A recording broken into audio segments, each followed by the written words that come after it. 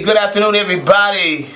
You are tuning in to All Hands on Deck. I'm Reverend Ira Ackery, and all the way to my right is the one and only Reverend Gregory Seal Livingston, co-host with the host with the most, the great Reverend Ira J. Ackery. I am here with the Expressway Shutdown Man. Look out, Doc, look out. Yes, sir. Oh, Lordy. The prophet. Oh, come on now. and I'm here with the apostle of civil rights and love. We call you the master pastor. I'm just the sinister minister. Look out, look out.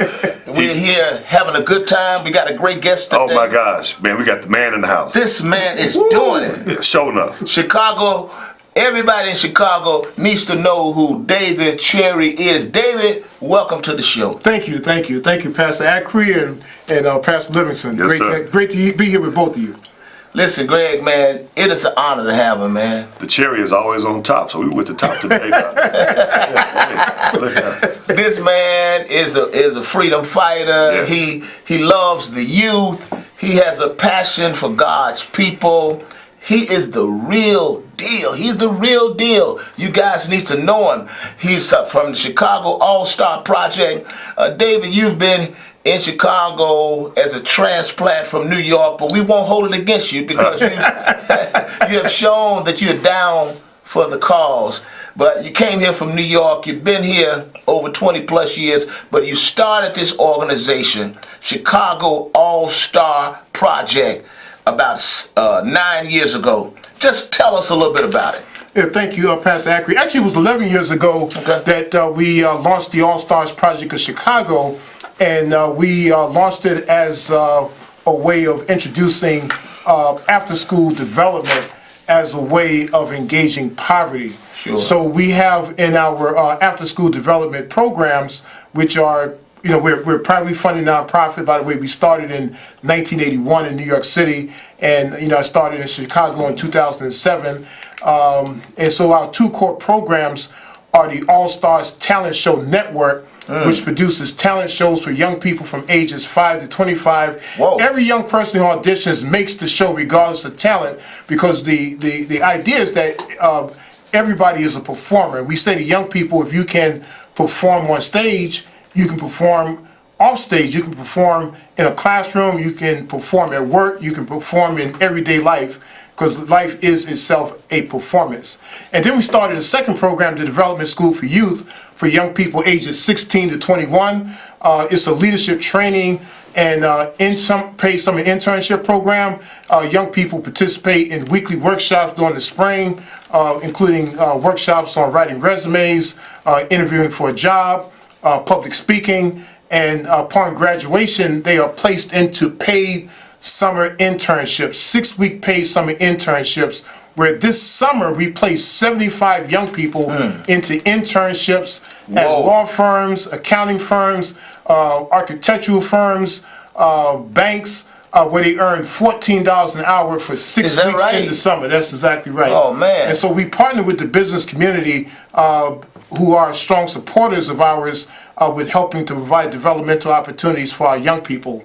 $14 an hour is a lot of money for that person. Exactly. And additionally, we have embarked on a campaign to build a center for after-school development, creativity, and Chicago's youth in the heart of downtown Chicago. Whoa! And we're saying that. You mean they're gonna let the young people come downtown? They are going to let young people come downtown, because this is part of how we're going to change the culture of our city. We're creating a heart in downtown Chicago for our young people, where they will feel welcome, where they will feel wanted, where they will continue to connect with the city's corporate, civic, and community leaders, and a place where everyone can come and grow and develop together. 312-738-1060. 312-738-1060. If you have any questions for our guests, if you have any questions for our co-hosts, you can call in, make your comment, make your question known on today. David Cherry, who's also a member of the Leaders Network. Yes. He just recently has been appointed to be a part of another initiative that the Leaders Network is going to be revealing shortly. But we're so happy to have him as a person who is really, really vested. Any questions about this organization of his? The great thing about David also is that people oftentimes they want to know what are people doing, the people that are voices for the community, and oftentimes you don't see it in the media, all the things being done. And this man has a real institutionalized active arm in terms of helping our kids, our young people. He said from 5 to 25. And there's money that he brings in. He raises money. He does all these things. He contacts these corporations and other entities to get them internships and jobs. And if we could just multiply David, right. And have people say, instead of complain, support, the Chicago City All-Stars. Right. Look them up on the website. Absolutely. Support them, because like Reverend Acker was saying, David is the real deal. He's authentic and he's fearless. He's a man of faith. And anybody that Malcolm X held in their arms as a baby, like David here, he's all right with me. Thank you. Yeah, and a lot of people, their involvement is symbolic. He's not about symbolism. No, he's about substance. Yes, sir. That's what I really appreciate about him. He's been in the news with us. With a lot of the strides and stances we've been taking. Yes, sir. He was with us on the front line. Yes. When you and Mr. T.O. Hardeman led the Lakeshore Drive You shutdown. too, Reverend Ackery. Yes. I was just trying to be the brains behind it. I let you guys do the leadership stuff, get your heads chopped off. I was just sitting in the back, He said that we were the tip of the spear, but he was the shaft. Exactly. And he giving us the shaft right now. Everybody saw T.O. and Greg Livingston, and the truth of the matter is, this man, David Cherry, was one behind pulling the strings, Yes. And we appreciate Brain. Well, he really initiated a lot of this by bringing us together in July. He really did. He brought us together. He brought us together. Wow. He sure did. God works in a mysterious Amen. ways. Well, I appreciate working with both of you because you're on the front lines. You've been on the front lines for many years, fighting on behalf of the people in our communities. Poor people in our city are having such a hard time. There are so many people who go to bed hungry. There are people who are making decisions between paying rent and buying groceries. There are people who make decisions between buying the medicine they need to perhaps even stay alive, or paying the light or gas bill, because they can't do both of those things. And in our society, we speak very little about the issue of poverty. We talk around it. We try to ignore it. But it's time we address this head on, because we are not going to solve the problems of violence or other issues in Chicago until we address the impact of poverty and how it's devastating the people in our communities. Okay, can you speak to this? You and Reverend Ackery wrote an excellent op-ed piece for the Chicago Sun-Times on the ending the Tale of Two Cities. Can you talk to that? Because you guys, that was a tremendous article you two co-wrote. Yeah, appreciate that, because we almost really everyone knows that there are two Chicagos, and Right. we saw where Mayor Emanuel denied that there are two Chicagos, and we decided we needed to respond to that. Sure. And there are the two Chicagos manifest itself in a number of ways. The inequity that exists in education. There was a study by the Kids First Chicago, which showed that 1 out of every 4 African American students is attending a failing school. 2 out of 25 Latinos, Wow. and only 2 out of 100 white people and white my children. God. And the thing is, for us, you get accused sometimes when you raise these issues that you're trying to pit one side of the city against the other, and that was one of the things that Emanuel said. In fact, it's the exact opposite. We are the people who are trying to bring together one Chicago, because every single child in this city, whether they're black, Latino, white, Asian, whoever they are, deserves a first-class quality education. They deserve to have the very best access and the very best and innovative after-school programs. And we're addressing the fact that there are a lot of people in this city who are, in many cases, attending funerals, who spend their weekends and sometimes nights in hospital rooms, recovering from gunshot wounds. Sure.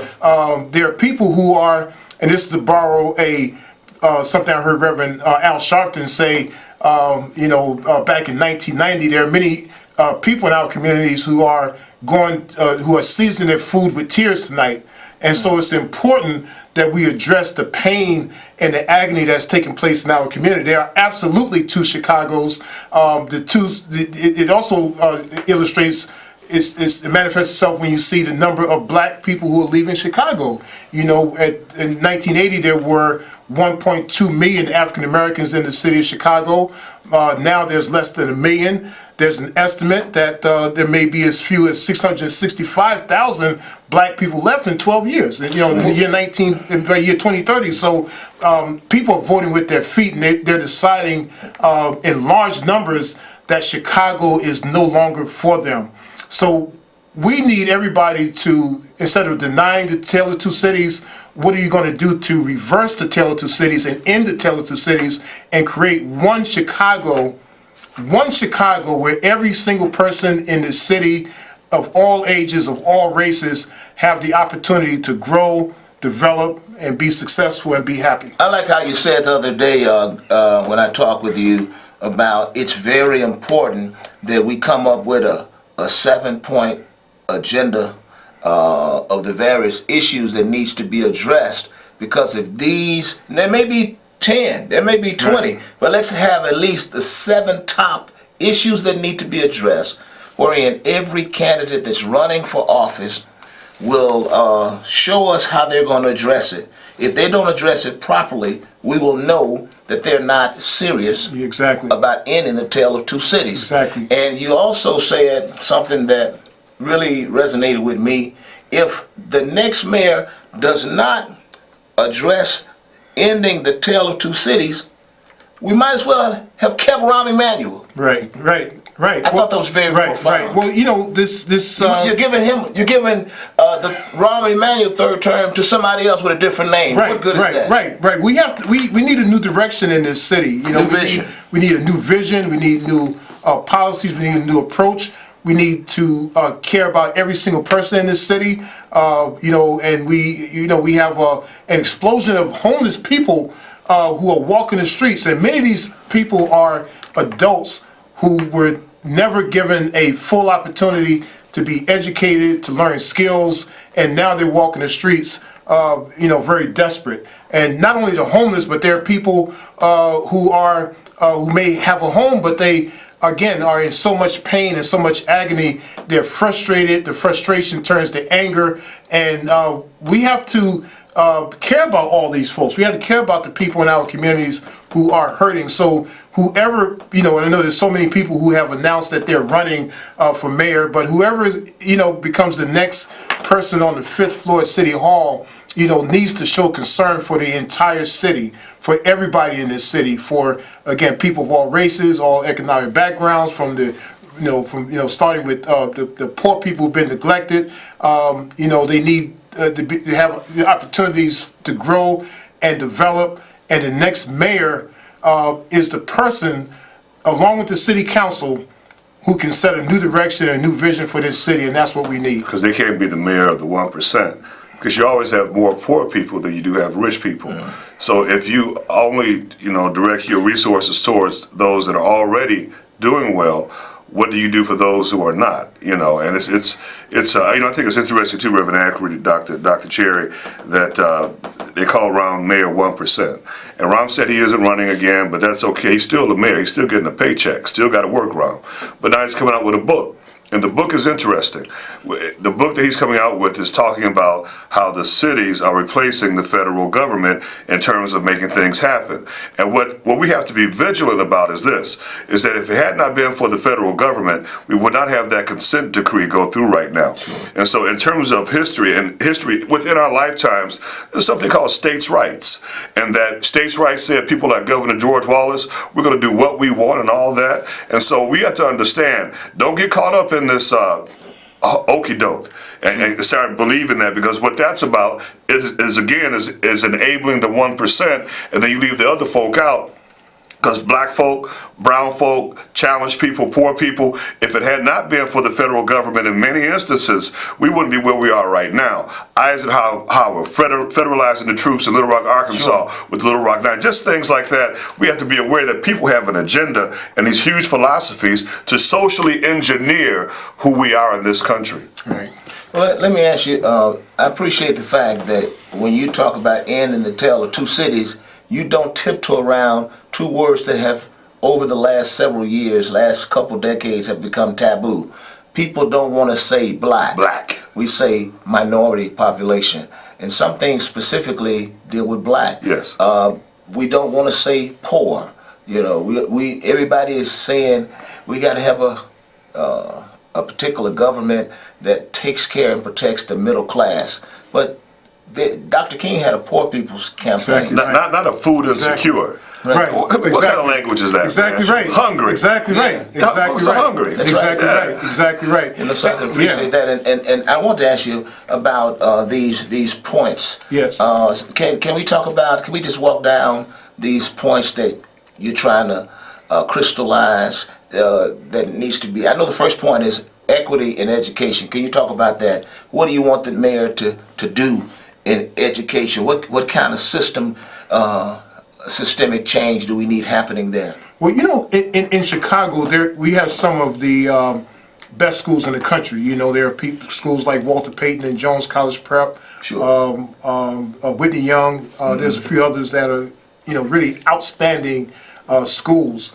Why can't all the schools be like that? That's right. And why can't all the schools be overperforming schools? There was a report in the Chicago Tribune just this past Sunday, just a couple of days ago, in which they pointed out that 91% of white children in Chicago go to overperforming schools. Wow. Only 45% of black students go to overperforming schools. So what's happening with the other 55%? Major disparity. A major disparity. So, you know, equity means, you know, let's invest in all of our children in all of these schools. You know, many of our schools have been severely abandoned. There are people who are really tremendous people within the schools, teachers, principals, who are in black and Latino neighborhoods, who in fact are going into their own bank accounts to buy school supplies and to buy laundry detergent for their students. You know, that shouldn't be the case. So equity means let's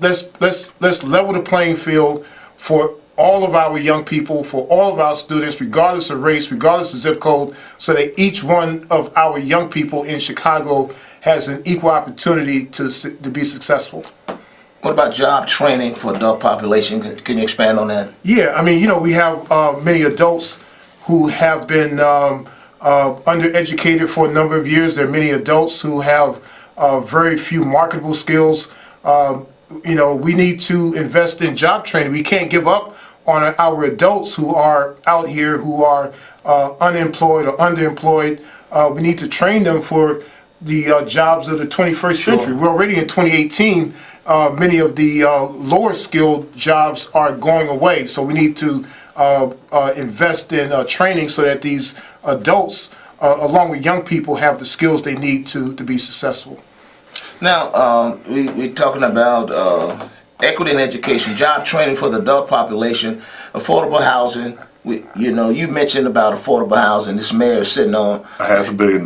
Yeah, billion. Not half a million, half a billion of low-income HUD housing money. And he's talking about, so you guys, we're not on different pages. We're all talking about the same thing. Exactly. He's talking about police reform. We'll let you both, you might want to jump in on that. Why is there a need for police reform, Reverend? Well, one of the things we're talking about is a community-led renegotiation of the Fraternal Order of Police contract. This case is going on right now with Jason Van Dyke and Laquan McDonald. Well, that shows that right there that in 2014, those officers colluded and lied on their police reports. Absolutely. Because the stipulations in their FOP contract gave them 24 hours here, 48 hours there before they even have to be interrogated. So they had a chance to pull their stories together. Sure. Had it not been for the video coming out, then we would have nothing would have happened at all. But this whole piece in terms of that kind of reform is so important. But I believe that we have to empower the people. It has to be community led, because we just don't vote with the ballot. We vote with our feet and our bodies as well. Right. And that's because think about it. Before we had a right to vote, Dr. King and them were marching. Before we had a right to go to the ballot box, Dr. King and them were protesting. They were boycotting. They were doing all of that before there were any laws that said, this is what you all should have. Because once you get it inside yourself that I deserve to be treated in a particular way, he said a man can't ride your back unless it's bent. Right. And so we got to get our young people to understand they are somebody. Red, yellow, black, or white. All oppressions in this sight. Yeah. Respect me, neglect me, right? Protect me, never neglect me. That's right. Who said that, Reverend Akron? Some guy on the south side. Rainbows in the sky. Got it. Our leader, the fearless one. Listen, let me be real brief with this. You got the equity in education. You got job training for the adult population, affordable housing, ushering in an era of real police reform. Right.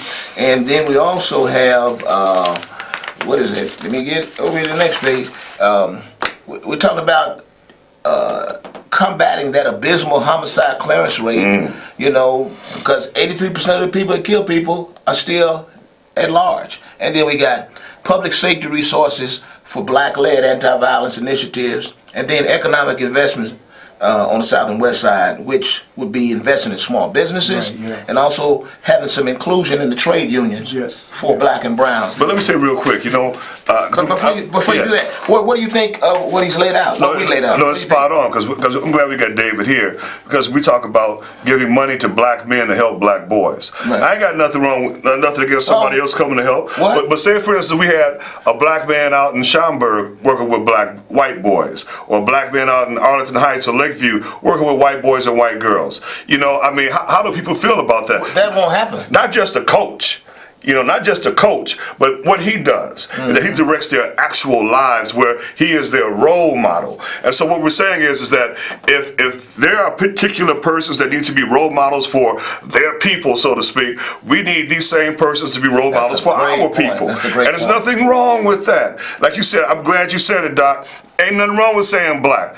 I don't believe in color blindness. That's a disease. We believe in color appreciation. Appreciate black, brown, red, yellow, white. Appreciate it. Don't deny it. Ladies and gentlemen, Reverend Gregory Seal Livingston, the oil is on him today. The oil is on him. And he's trying to basically crystallize all the work that David Cherry is doing out here. Cherry is awesome. Yes, sir. He is the man. Now, I want to ask you both this question. Since you agree that we're on the right path, and there's a mayoral election about to take place, my Lord, who should be the candidate, number one, and must it be a black candidate for you? For me, I think that I believe in democracy. And I think that the candidate that emerges as the most intelligent, I don't mean the most credentialed, but the most intelligent person that has the ability to look at problems and see solutions within those problems, and to be able to lay them out in a concrete way, and to be equitable and fair. They all have to prove themselves. Nobody gets a free ride. And even though we know there are some with political organizations, some with more money backing them, the way this thing is laid out right now, with all these candidates, it's a free-for-all. So I want to see who emerges. Red, yellow, brown, black, or white. Would I like to see a black candidate? Yes, for some obvious reasons. Because we have seen blacks pushed to the back of the Chicago bus again. And so if there is a black candidate that could emerge as being that right candidate, not just for black people, but for the entire city. Well, here's the thing, yes, sir. And I said it earlier on my Facebook page today. You on Facebook? Yeah, I'm on Facebook. Okay. I hadn't been on in a while. But listen, I will tell you real quick, it's vitally important that we be aware and never trust these candidates who are never black until it's time. Say that, Reverend. Say that, Reverend. Election.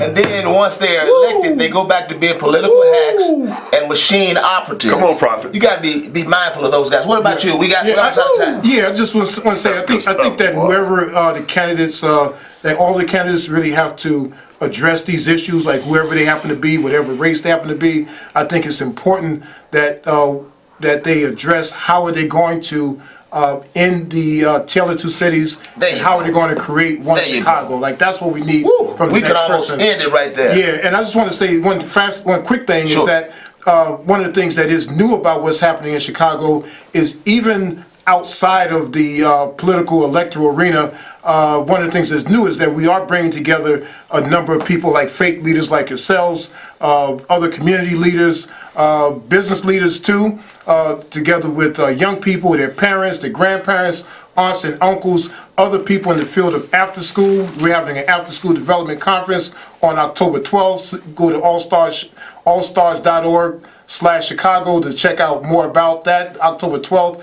at Loyola. But what's new is that we're bringing together people from all different backgrounds across the political spectrum to create a new Chicago. And we're out of time, and we'll see you next week. We'll be right back at you. All hands on deck. See you next week.